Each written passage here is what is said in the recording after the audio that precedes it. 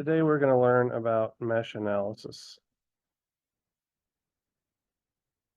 So this is going to be very similar to nodal analysis, except that instead of applying Kirchhoff's current law at each node, we're going to apply Kirchhoff's voltage law around each mesh. Much like we did on Wednesday, we are going to learn this technique by analyzing a circuit.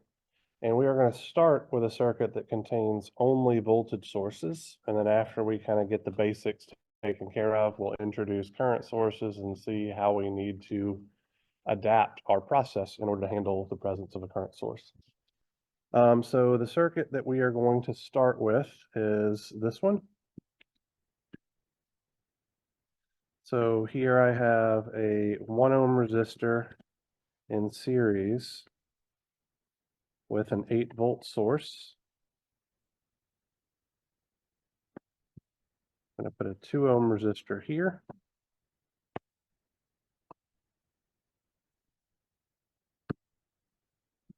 Let's make this a 5 ohm resistor here.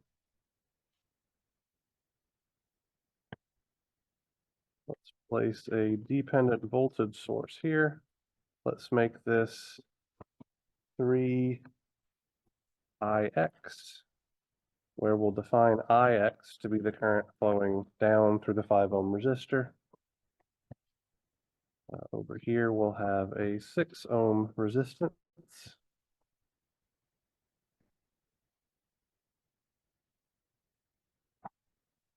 This is a 10 ohm resistor over here on the right. And we're going to have a 4 ohm resistor across the top here.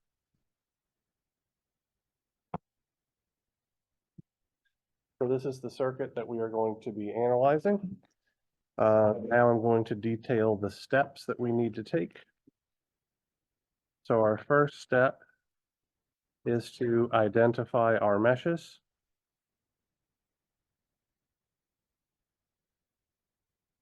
Some of you may recall from our very first lecture that a mesh is simply a loop or a closed path that doesn't contain any smaller closed paths. So this will be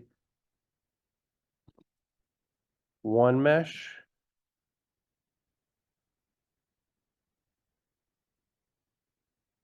This is a mesh. And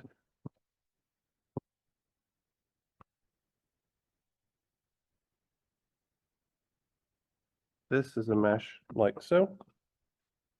Our second step is to assign mesh currents.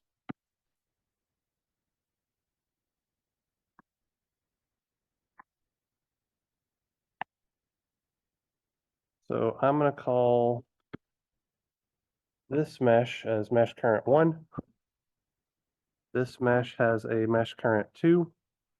And this mesh will have a mesh current 3, where the direction of our mesh current is indicated by our arrow. Just as a heads up kind of thing, you're probably not going to see me go into as much detail in identifying the meshes in subsequent problems. Instead, I might do something like this to identify and label my mesh current I2 in one step, where what I'm indicating is that my mesh current I2 is flowing clockwise around the bottom right-hand mesh, and then I could do something like that for mesh currents I1 and I3 subsequently. So realistically, we're going to lump steps 1 and step 2 together after we've practiced this a couple of times. All right. In our mesh analysis, there is no reference node or anything like that. So our next step here is going to be to express our controlling variables in terms of our mesh currents.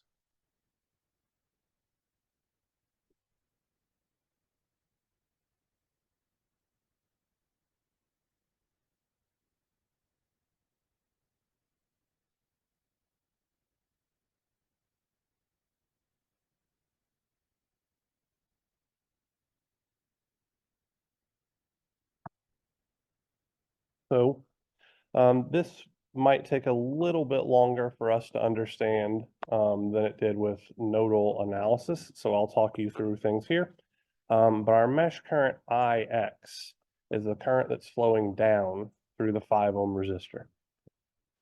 That 5 ohm resistor is shared between meshes 1 and mesh 2.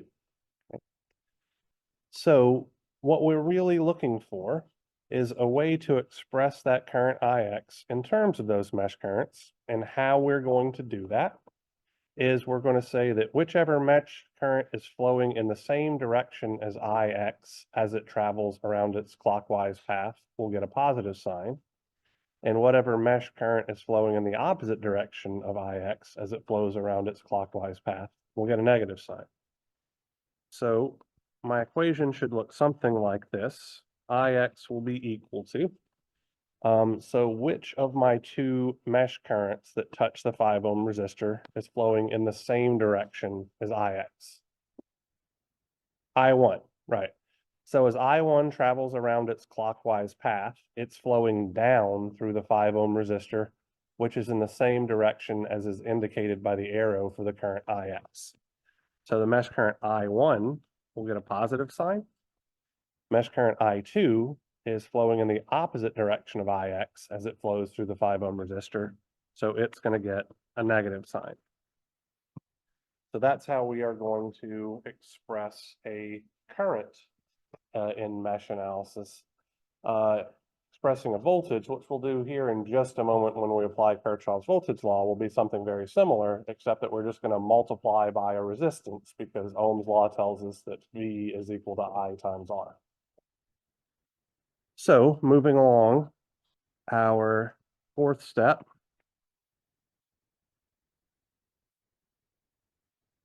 is going to be write a KVL equation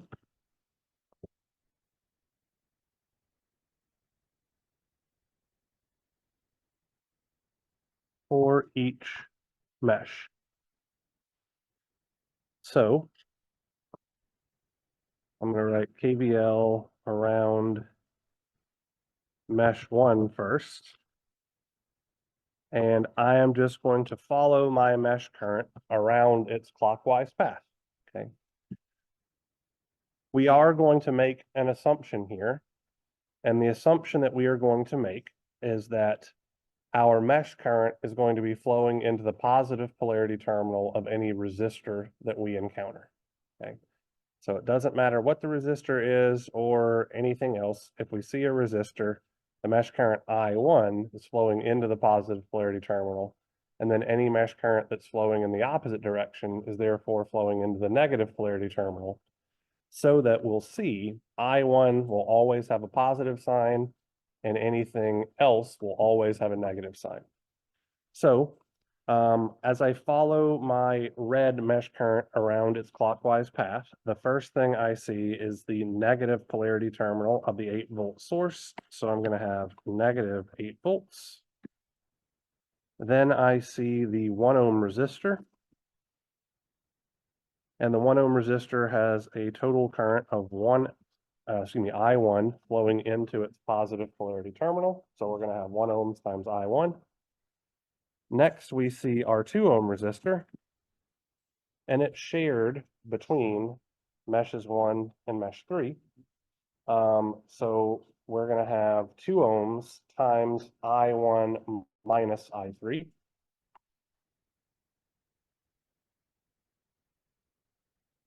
Then we see our 5 ohm resistor.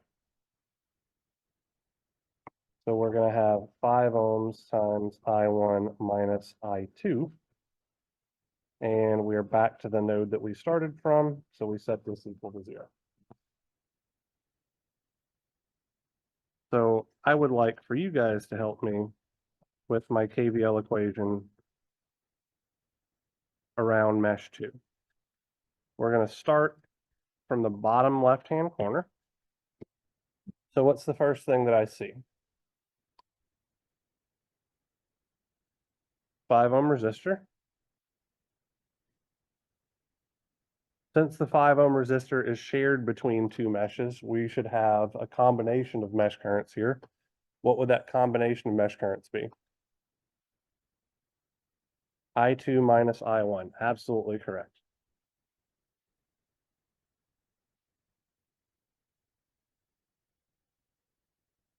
What's the next thing we see?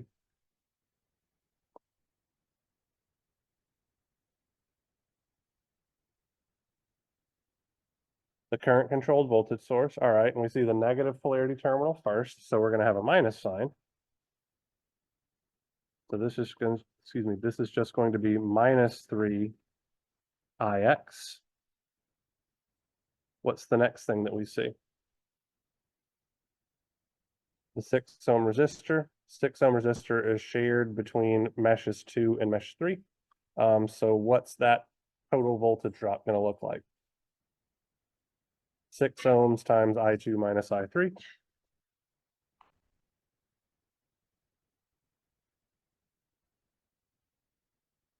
Then we see our 10 ohm resistor on the right. Since the 10 ohm resistor is on the edge of the circuit, we're only going to have one current contributing to that. Hannah, what's it going to be? Yep, I2. And this will all be equal to 0. Lastly, we're going to write our KVL equation around mesh 3. So starting at the bottom left-hand corner, what should my expression look like?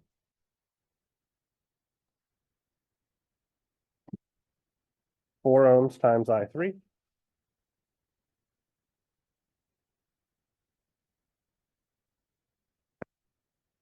What's my next term?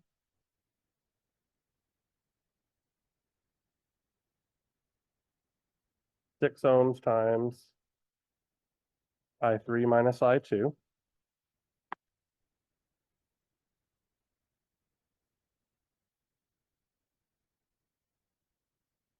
What's my next term going to be? Plus 3IX.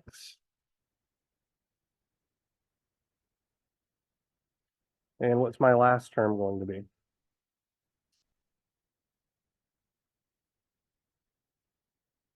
2 ohms times I3 minus I1. Thank you, Carly.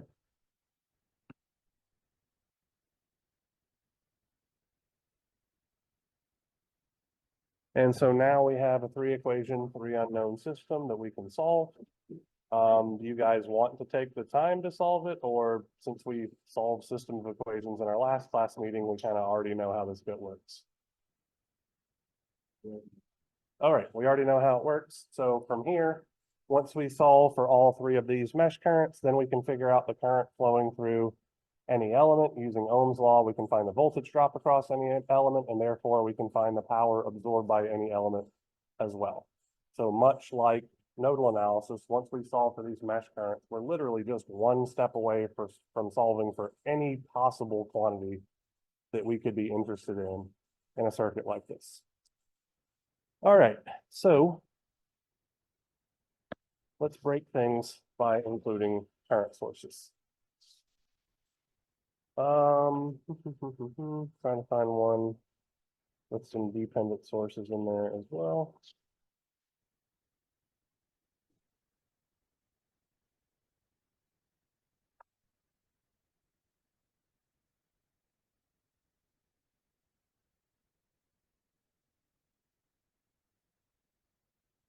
Let's do this one. All right. So this is the circuit that we're going to analyze now. And I'm going to put current sources in it as well as this voltage source. Oops, the screen got away from me. So let's say that we have a 12-volt source here.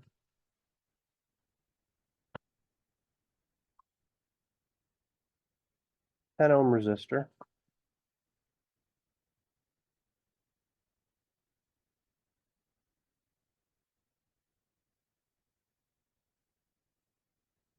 Four ohm resistor here. 20 ohm resistor.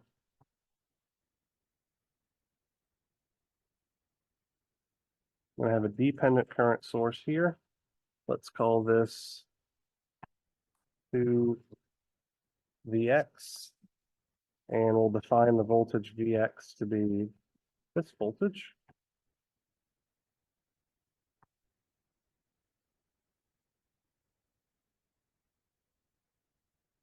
Put an 8 ohm resistor out here.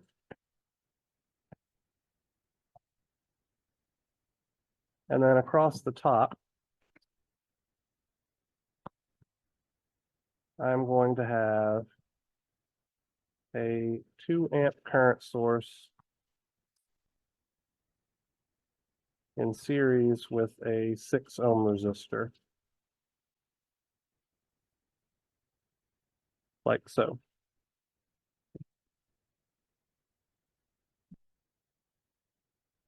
So I'm going to identify my meshes and assign my mesh currents all in one step this time. So I'm going to call this guy mesh current I1. I wanted to change color. This guy will be mesh current I2.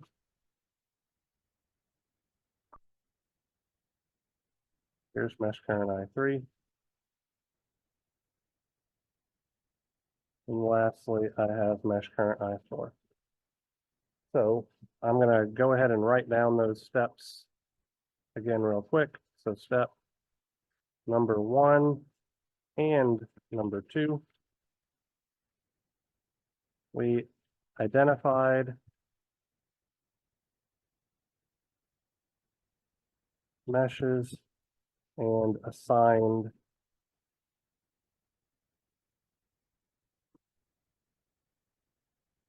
mesh currents. Step number 3 will still be to express our controlling variables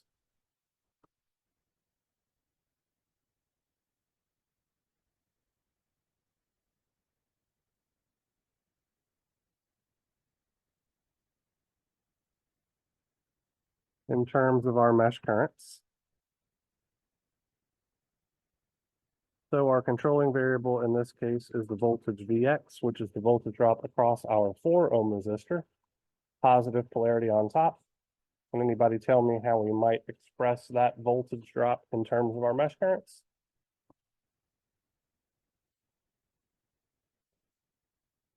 Four ohms, okay.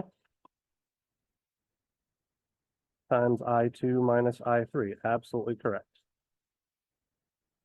So the current that's flowing into the positive polarity terminal gets a positive sign. The current that's flowing into the negative polarity terminal gets a negative sign. Absolutely correct. Thank you for that.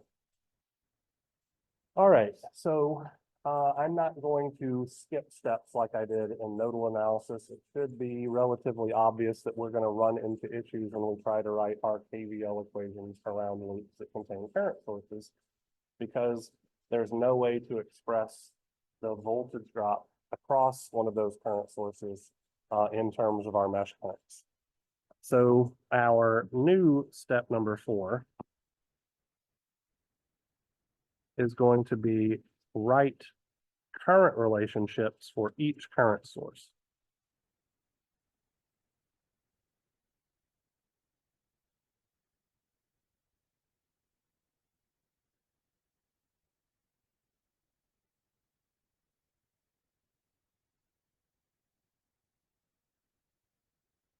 So let's start with the 2 amp source on top.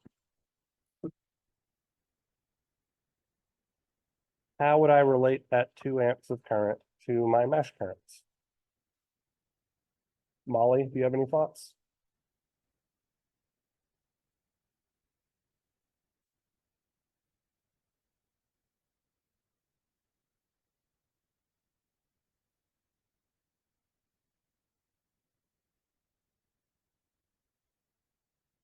Just I1, absolutely right. So the 2 amp source is along mesh current I1's clockwise path. And the 2 amps is flowing from left to right. And as I1 goes through that top branch, I1 is also flowing from left to right. So the directions of the currents are the same, so we don't need to introduce a negative sign or anything like that. Now let's look at that 2Vx current source towards the middle of the circuit. How are we going to express that in terms of our mesh currents? Liam, you have any thoughts? For the 2Vx dependent current source.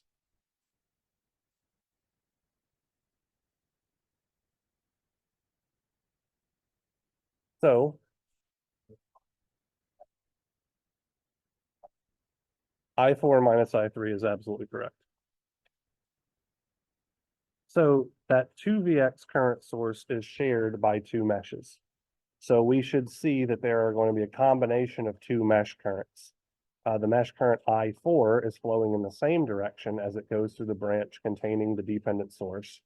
And the mesh current I3 is flowing in the opposite direction as the source indicates. So that's why we have I4 because it's in the same direction minus I3 because it's in the opposite direction. Great job. All right. So now we are going to write our Kirchhoff's voltage law equations. Let's call this step 5A.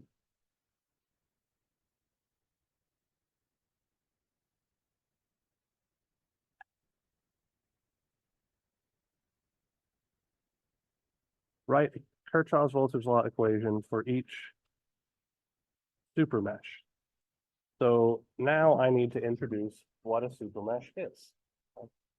So a supermesh is just a combination of meshes that is used to effectively enclose a current source, okay? So we need to come up with a path effectively that allows us to avoid taking the voltage drop across current source. So one thing that I want to point out here is that we're only going to have super meshes whenever we have an interior current source, okay? So the current source, the 2 amp current source is what I would call an exterior or a perimeter current source, meaning that it lies on the edge of the circuit. And so we see with the current relationship equation that Molly told us, 2 amps is equal to I1, we really don't need any other relationship for that at all, right? But for the 2Vx current source in the middle, because it contains two meshes, we're going to have to come up with two different equations. Our first equation is the current relationship equation that we already have. 2Vx is equal to I4 minus I3. Thank you, Liam, for that. Now we need to write a Kirchhoff's voltage law equation to give us our second equation. So we are going to form our super mesh by the smallest combination of meshes possible that encloses that current source. Since the current source is shared between mesh 3 and mesh 4, our super mesh will only contain mesh 3 and mesh 4. So our path is going to look like this.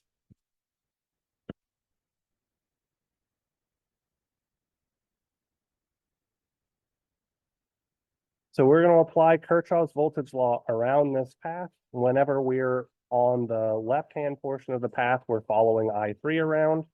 Whenever we're on the right-hand portion of the path, we're following I4 around. So starting from the bottom left-hand corner, what's the first thing that I see? The 4 ohm resistor. All right, so let me write this down. KVL around super mesh 3, 4. So we have the 4 ohm resistor. What's the total current flowing through the 4 ohm resistor?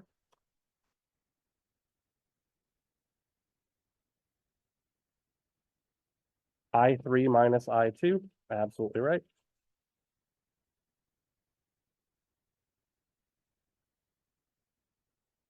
What's the next thing that we'll see? All right, and what's the total current flowing through the 20 ohm resistor? I think it was Brendan that answered that. I3 minus I1, thank you.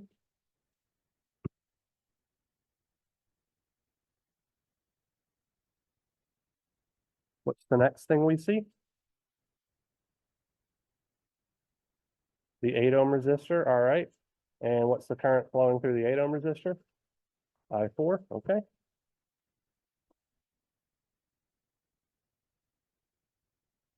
and set this equal to 0.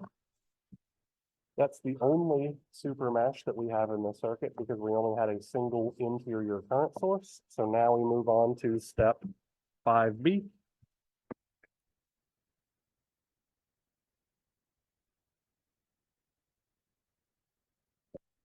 Which will be to write KVL equations for all remaining, I spelled that terribly, remaining meshes that do not contain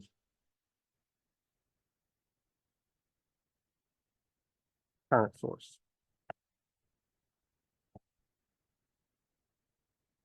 Which for us is literally just mesh 2.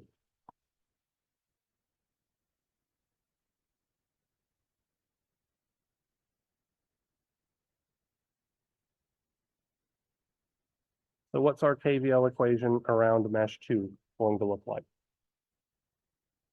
Gregory, could you start me off?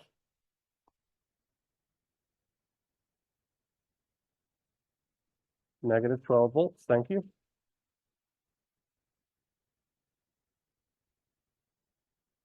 Aaron, could you tell me what my next term is?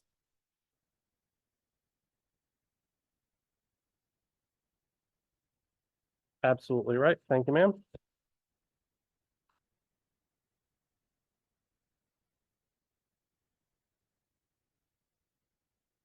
And then Mallory, could you tell me what my last term should be, please?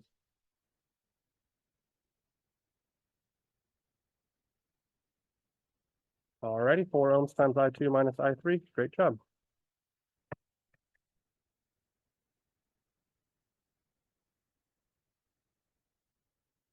So if I'm not mistaken, we had 4 unknown quantities. The voltage Vx, and then our mesh currents I1, I2, and I3, and we have now written 4 equations, so we're in a good place to solve this system. Okay, so from here we'd solve it and then go on about our day. All right, so there's one other thing that I want to look at with you guys. And in-class assignment, the third problem is a good example of it. So let's just work in-class assignment problem 3 together. And then I will leave you guys to work the remainder of the in-class assignment.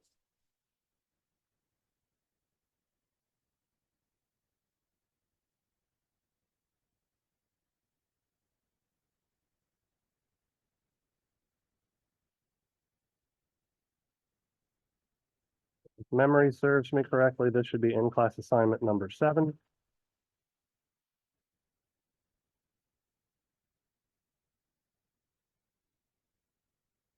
Yes, but we didn't do one on the first day of class. Yeah. All right.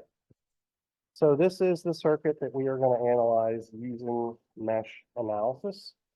So this circuit contains current sources, so we're going to have to pay attention to our super mesh relationships and all of that kind of stuff. All right. So once again, I'm going to combine my first and second steps, and so I'm going to label and assign my mesh currents all in one go. So over here in the top left-hand corner, I'll call this mesh current I1. In the top right-hand corner, I'll have mesh current I2. And then here at the bottom, I have mesh current I3. So steps 1 and 2 are taken care of. Now we're on step 3, which is to express our controlling variable in terms of our mesh currents. And our controlling variable is the voltage Vx. Vx is used to control, okay, there's only one dependent source, yeah. So our dependent current source there. So I have intentionally expressed the voltage Vx in a way to make it look confusing. Yeah. So does anybody care to venture a guess as to how we might go about expressing that voltage Vx in terms of our mesh currents.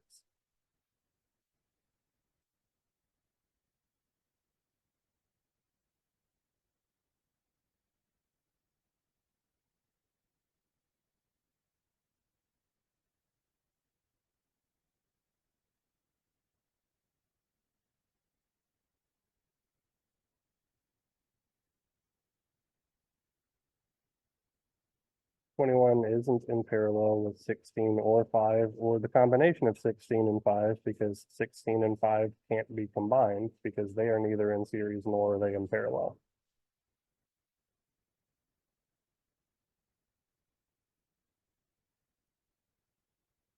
Nope. It's a KVL question. So this is going to get a little busy, but there are different ways that we can do it. Okay. So our first way could be to write a KVL expression around this triangular path, right? So we could say that, I'll do it up here. Starting from the bottom left hand, or I guess the bottom corner, there is really no left hand of this triangular thing. The first thing that I see is the positive polarity terminal of Vx, so plus Vx. Then I see my 5 ohm resistor. What's the current flowing through the 5 ohm resistor? I1. Then I see my 16 ohm resistor. What's the current flowing through the 16 ohm resistor as we follow that black triangular path? I1 minus I2. Set this equal to 0. And so we would see that Vx would be equal to negative 5 ohms times I1 plus 16 ohms times I2 minus I1. Nope. So if I switch the order of the currents, it's the same thing as introducing a negative sign. So I could have negative 16 ohms times I1 minus I2, but I chose to represent it as 16 ohms times I2 minus I1. But they're the same thing. That is the harder of the two ways. Aaron, you're asking a question? Okay. So another way that I might do it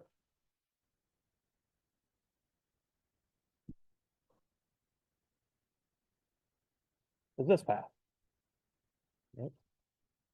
So for this gray path, I would have Vx plus the voltage drop across my 21 ohm resistor. Where the voltage drop across my 21 ohm resistor with the direction that I've indicated is going to be 21 ohms times I3 minus I1. Set this equal to 0. And from this, we can see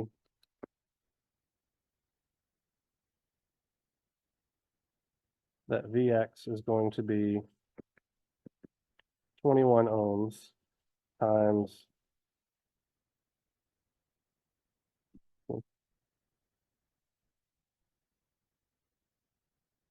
I1 minus I3. There's technically a third way.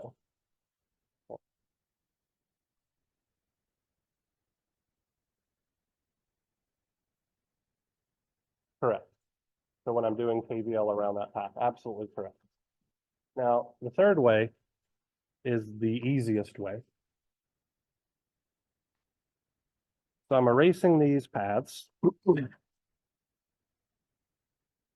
So the negative polarity terminal of the voltage Vx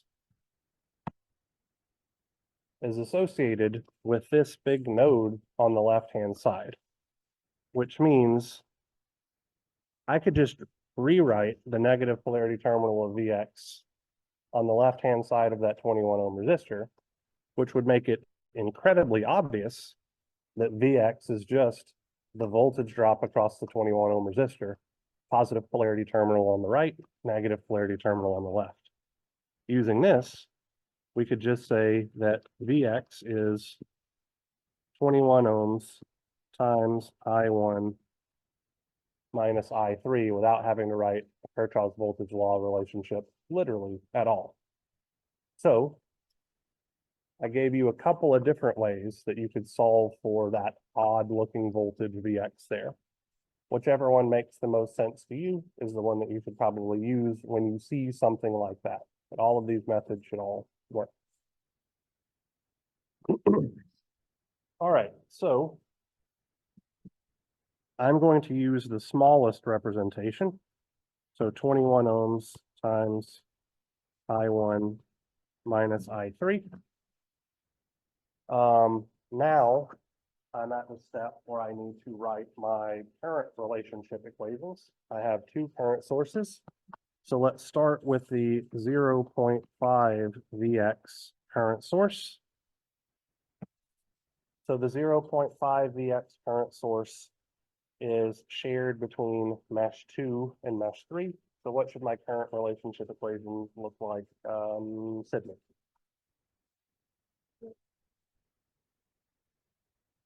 So because the current source isn't shared with the mesh I1 at all, I1 shouldn't show up in the equation. So can we take another crack at it? I3 minus I2 is absolutely correct.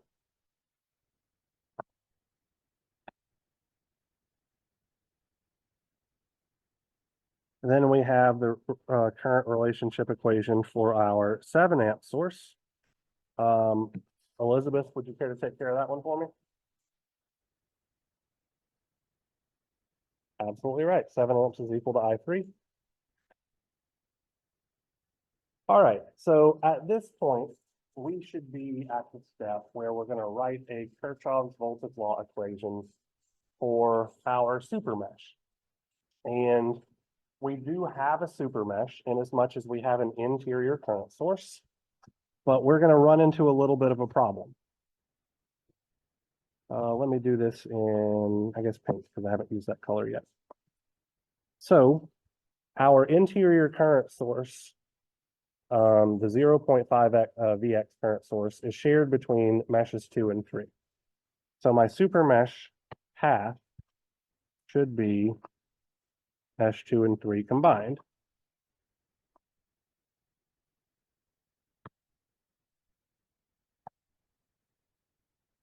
Like so.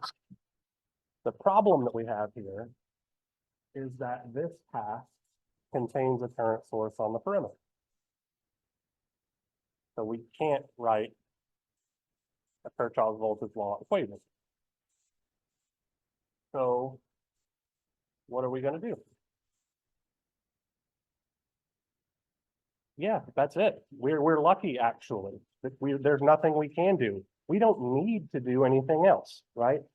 So our super mesh equation is shared between meshes 2 and 3.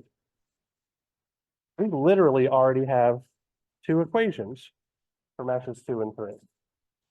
We don't need anything else, literally at all. These current relationship equations take care of everything that we need to know. So we move on to step 5b or whatever it is, and we write our KVL equation around any remaining meshes that don't contain a current source, which is just mesh 1. So who wants to tell me what my KVL equation for mesh 1 should be?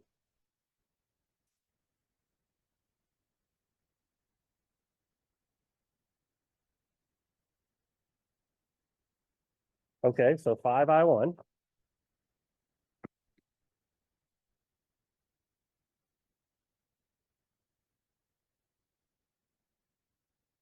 $16 ohms times I1 minus I2, okay.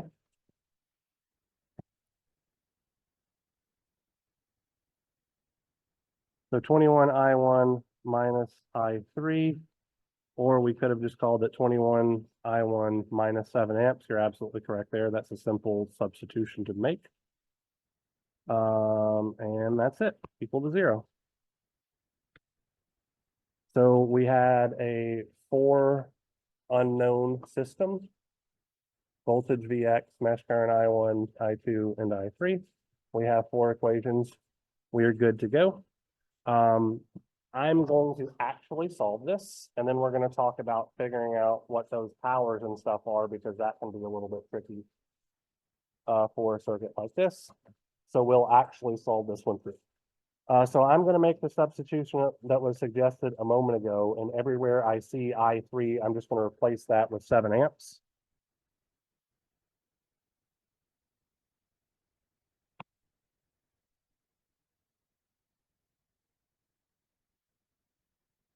And now I'm going to put this remaining 3x3 equation, 3x3 system into my equation solver. So my variables, goodness gracious, I cannot talk this morning, are going to be I1, I2, and Vx. So in my first equation, my coefficient for I1 is 21. My coefficient for I2 is 0. And my coefficient for Vx is going to be -1, because I'm going to move this Vx over to this side so that all of my variables are on the same side of the equal sign. My constant term is going to be 0. In my second equation, I'm going to move I2 over to this side. So I will have 0 I1, +1 I2, 0.5 Vx, and that will be equal to 0. And then in my last equation, I'm going to have 5 + 16 + 21 I1. I have -16 I2. I have no Vx. And my constant term is going to be 21 times 7.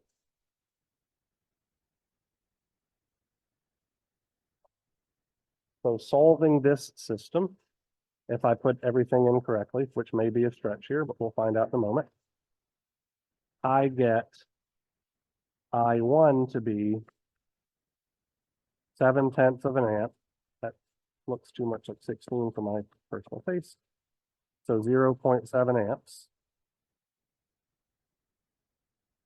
I2 came out to be -147 over 20 amps, or -7.35 amps.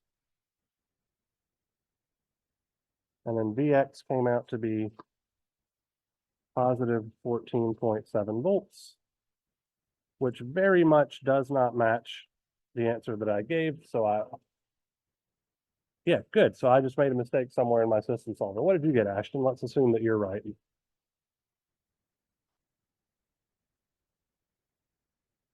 All right, so let's just erase all this. So scroll down and tell me what you got for Vx. Okay, so if you got that one right, chances are you probably got the other ones right. So I just typed something into my calculator for me. 6.8, all right.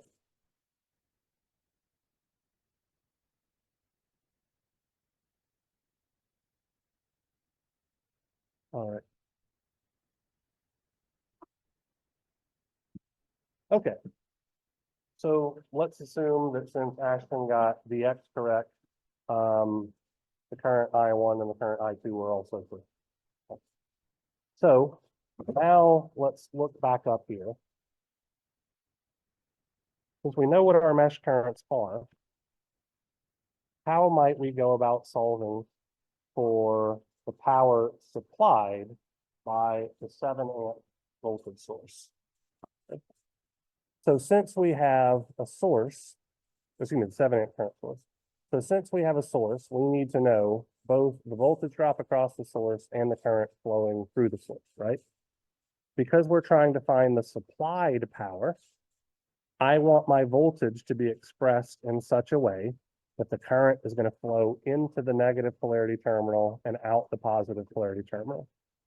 So I'm going to call this, sorry, get that thing out of the way. So this voltage will be a voltage drop across the 7-amp source. And I'm going to do something similar for the dependent current source. So I want the current to flow into the negative polarity terminal, out the positive polarity terminal. So I'm going to call this voltage V dependent.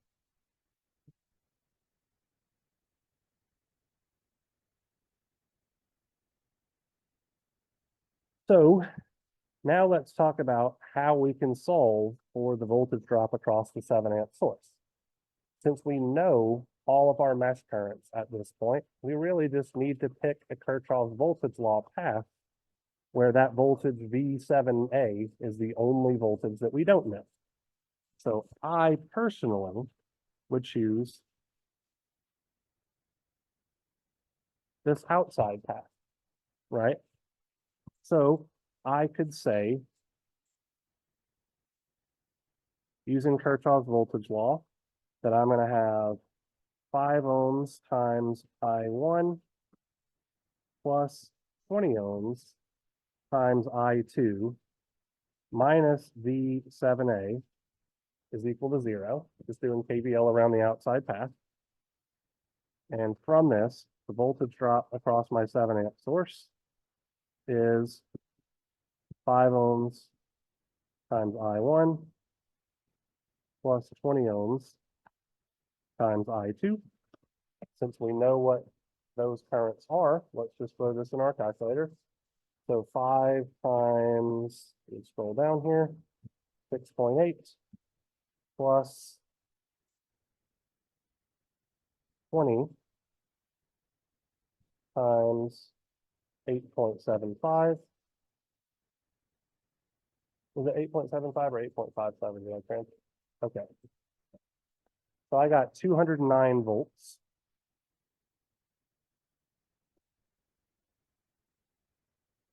Power is then going to be 209 volts times 7 amps is 1,463 watts. I got 1.464 kilowatts, so probably a little bit of rounding error somewhere, but we're close enough to think that we've done things correctly. What path might I choose to find the voltage V dependent?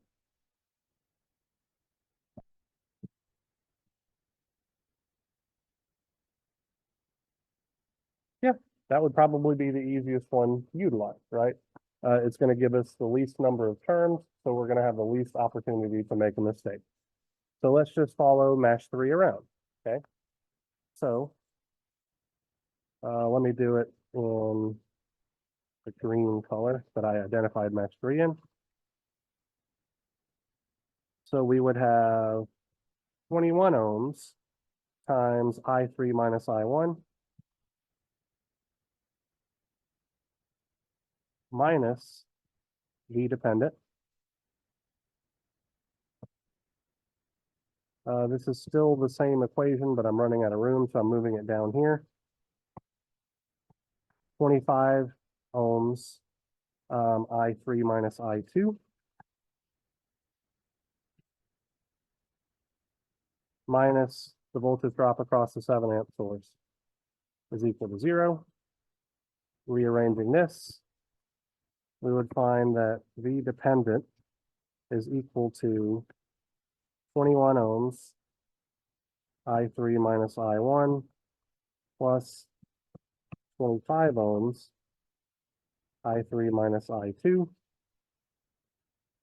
minus 209 volts, because we already solved for the V7A. Throwing this into our calculator, so 21 ohms times 7 minus 6.8 plus 25 times 7 minus 8.75 minus 209 gives me negative 248.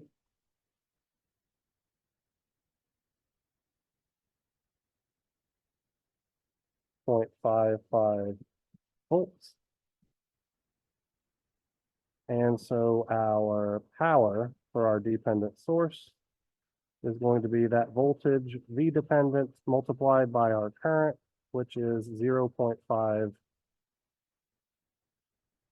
Vx And Vx is 21 ohms times I1 minus I3. So that voltage times 0.5 times 21 times 6.8 minus 7 comes out to be 521.955, which